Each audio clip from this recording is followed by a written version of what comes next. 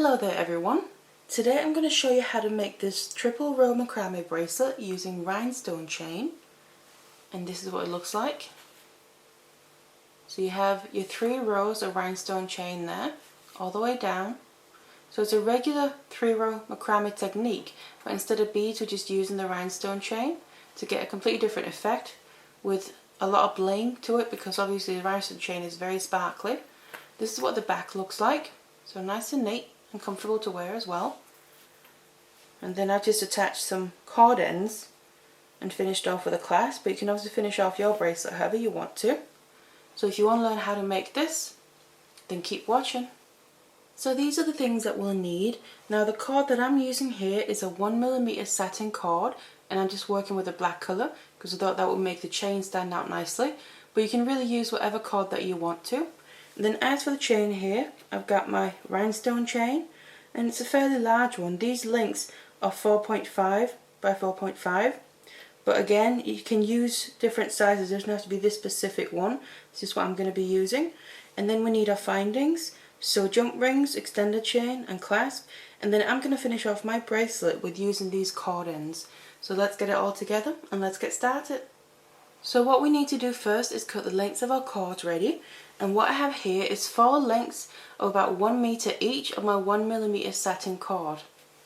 So what I'm going to do first is bring all my cords together here, make sure they're all even at the end, and then what I'm working on here is my macrame board. It has these notches all the way along the sides, makes it much easier to work with.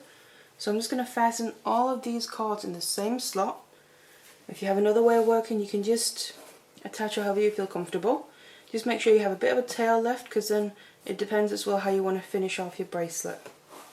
So I'm going to fasten it there, and then what I'm going to do is just separate out 2 cords, so 1 to each side, 1 to the right, and then 1 out to the left.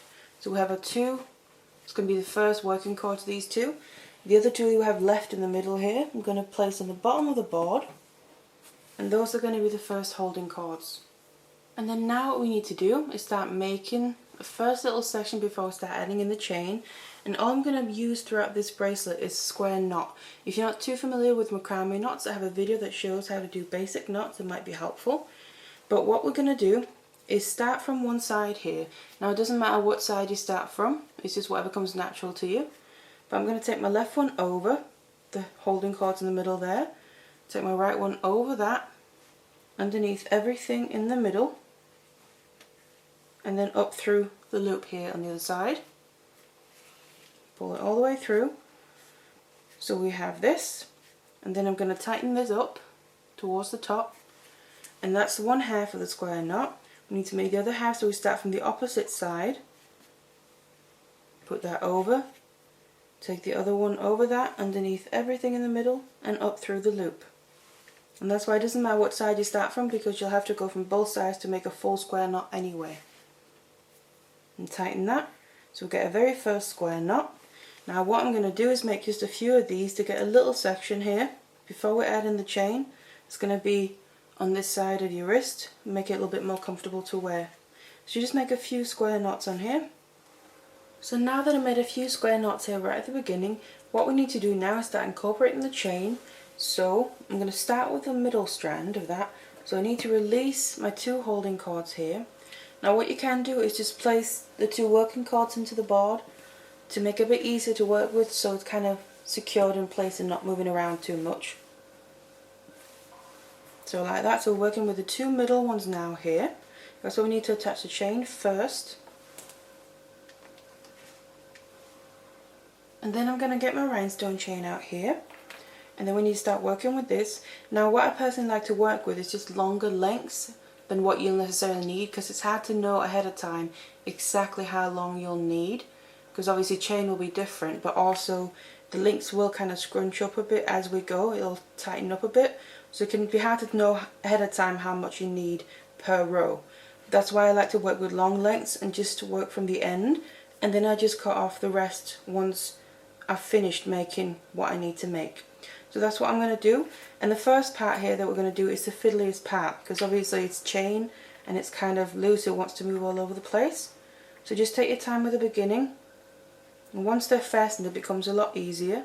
But what we need to do now is basically capture that very first link right there. So I'm just going to place it roughly in place. And then what we're going to do is do another square knot with these two working cords now, the ones that were the holding cords before. And we're going to do it around the chain. So the chain is basically going to be the holding cord now. So I'm just going to do another square knot. So put your cord from one side over. Ignore these two that we've placed in. It's just to hold it secure in place. Take the other one over that underneath the chain in the middle there. And then pull it all the way through like that. So we're just having these two working cords around the chain.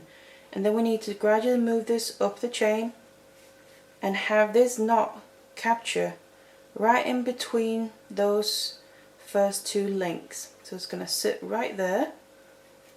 And like I said, this first part is the fiddliest. So just like that. And then we need to do the other half of that square knot. So take the opposite side over the chain, and then the other one over that, under the chain, and then up through the loop there, all the way through. And again, just work this half of the knot up the chain, so it's going to end up sitting between the right links. This is going to sit in between the same ones that we just did, so the first and the second link there. Make sure you don't get it caught in the other ones. So just maneuver it upwards there. And then once you're there, tighten it nicely.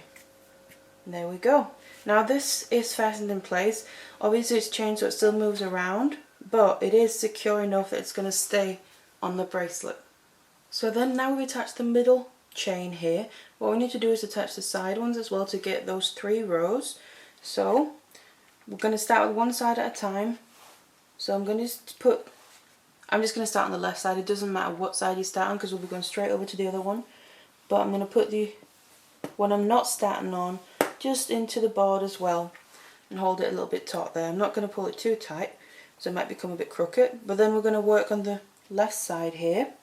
So I'm going to release that cord that we had in on that side, and then we're using the working cord on this side as well. So the cord's going towards the left side next to that middle chain.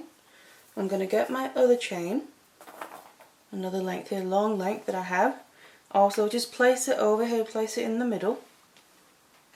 So we can just maneuver it in place as we go.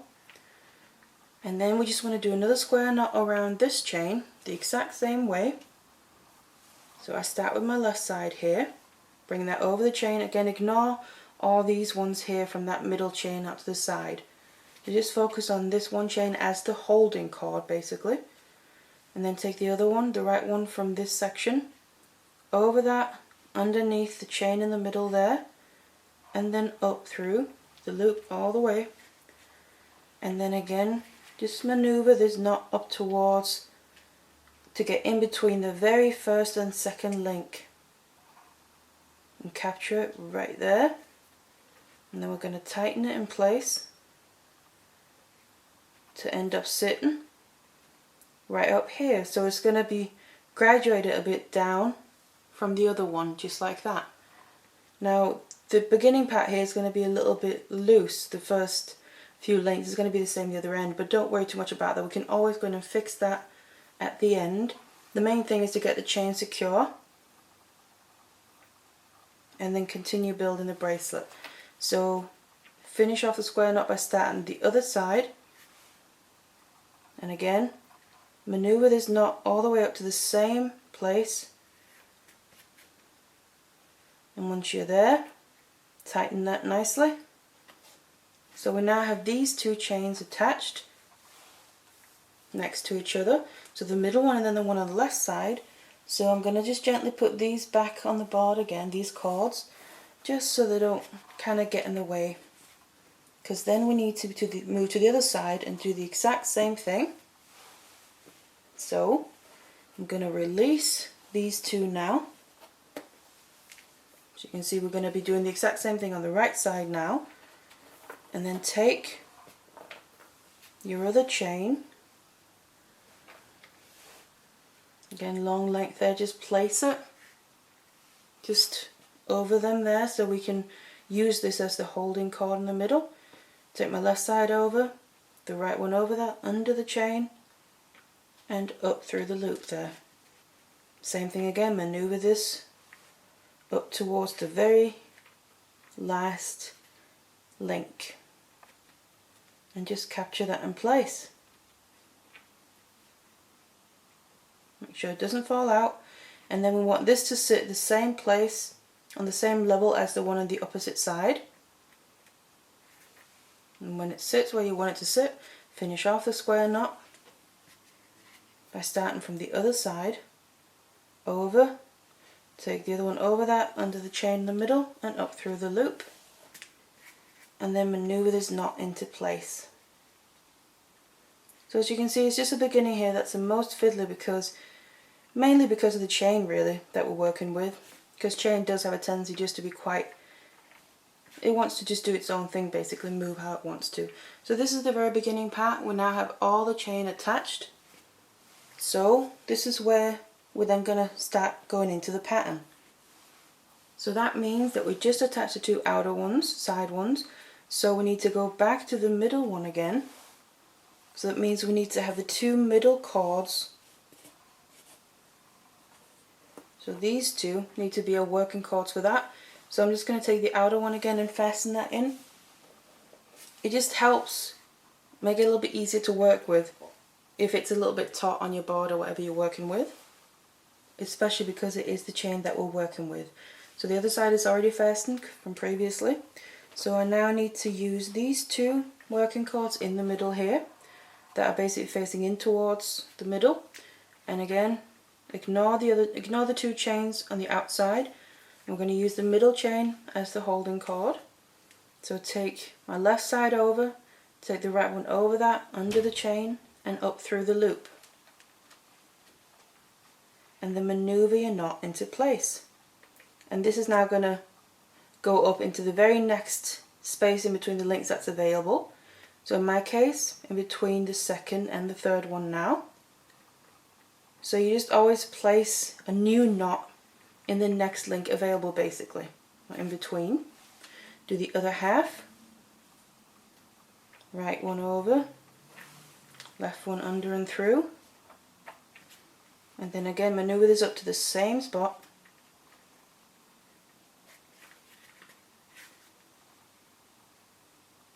just take your time with this and tighten that nicely. You want to make sure you take your time as well when you're moving your knots up, because it is this chain.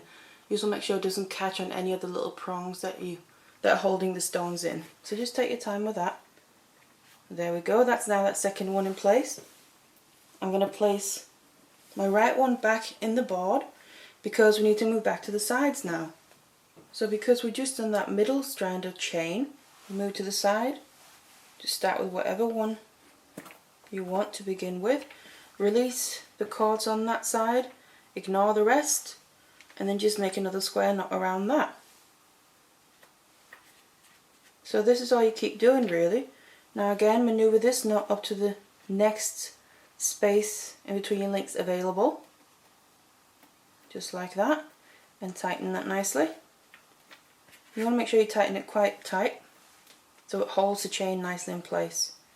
The other half of that same knot, and move that up in the same place.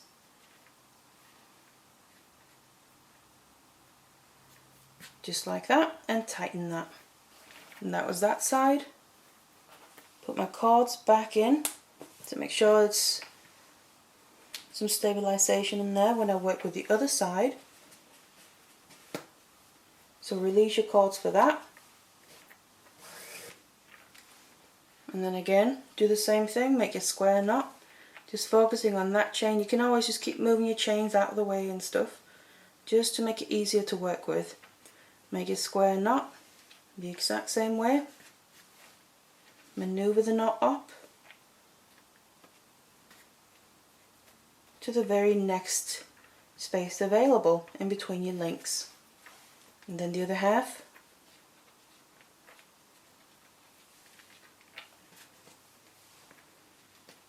All the way up to the same space, and then tighten that nicely.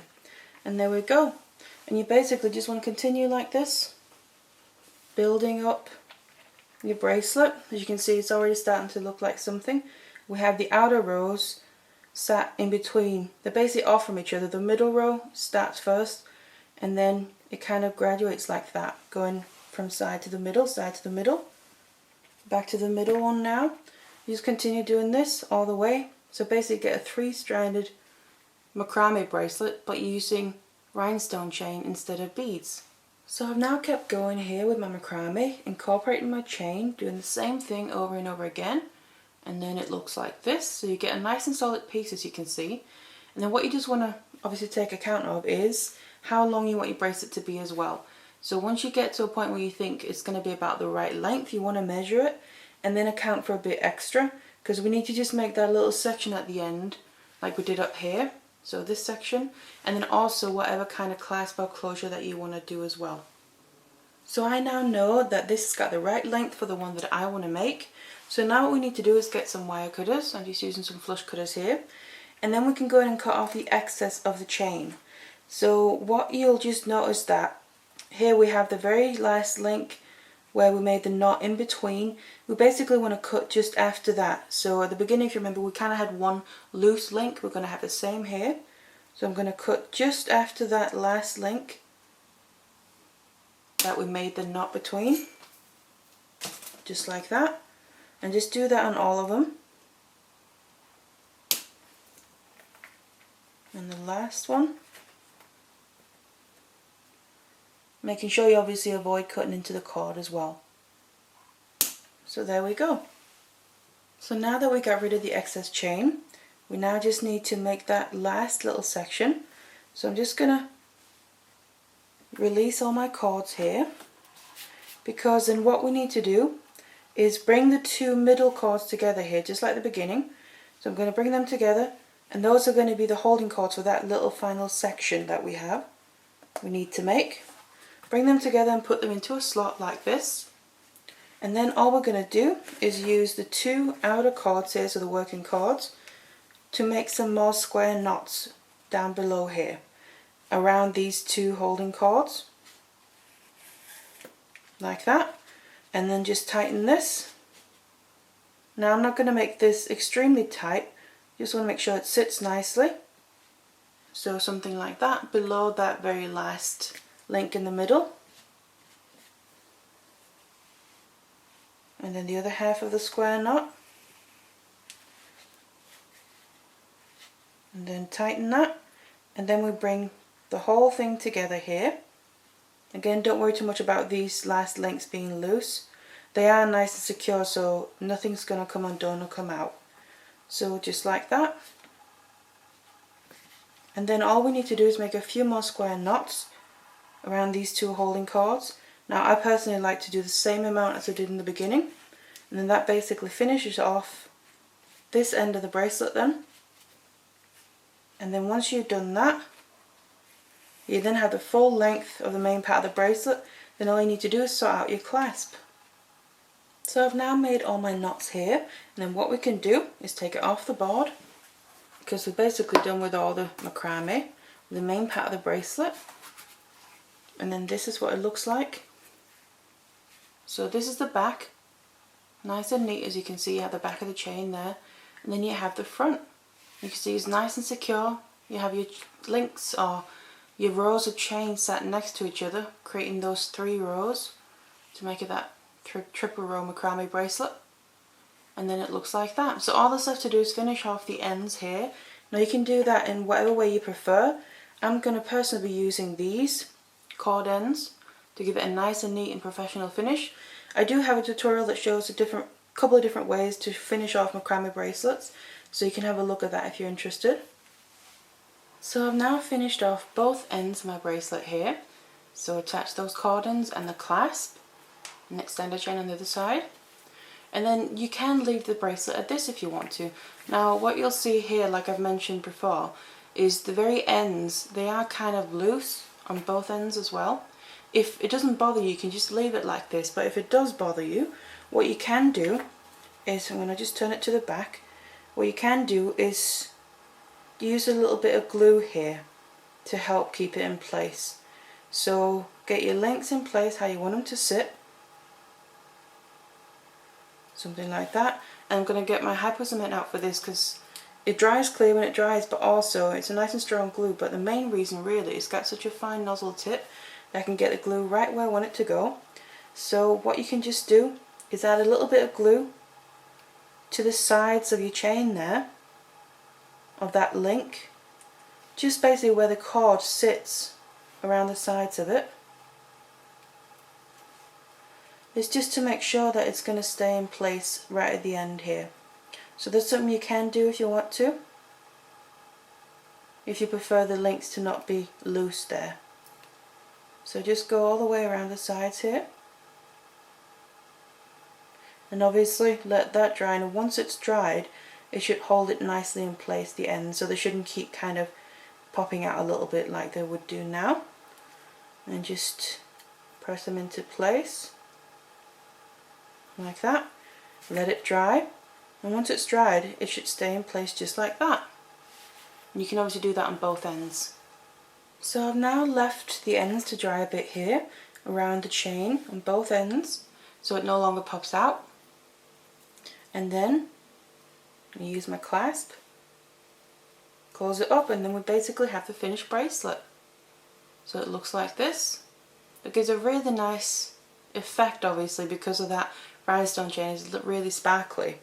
So nice bling bracelet really. So I really hope you enjoyed this tutorial. Your regular 3-row macrame bracelet, but instead of beads we're just using the rhinestone chain to get a completely different effect. So I hope you enjoyed it, and thank you very much for watching.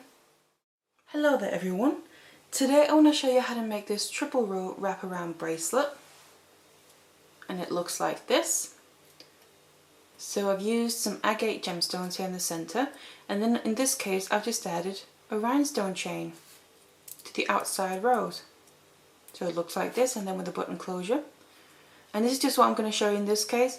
You can always use beads instead of the chain, but I'm just going to use the chain just to show you how you can add that as well.